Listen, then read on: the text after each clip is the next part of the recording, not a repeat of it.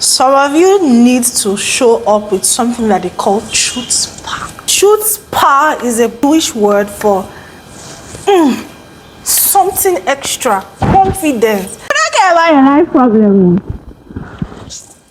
We really don't care. I have not eaten for the past 2 days. You know, concern us. Yeah, sometimes you can mix it a little bit, but Anytime you're coming on our camera to sell something, you have to psych yourself.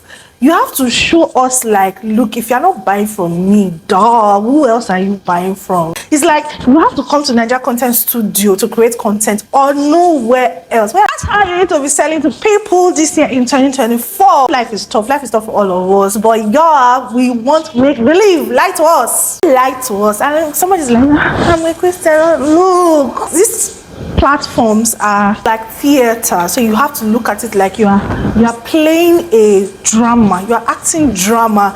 That's why they tell you not to take anything you see on this platform serious, but it's true, okay? Because people don't want truth, they want to be lied to. So come and give it to us, give us drama in how you show up, how you talk.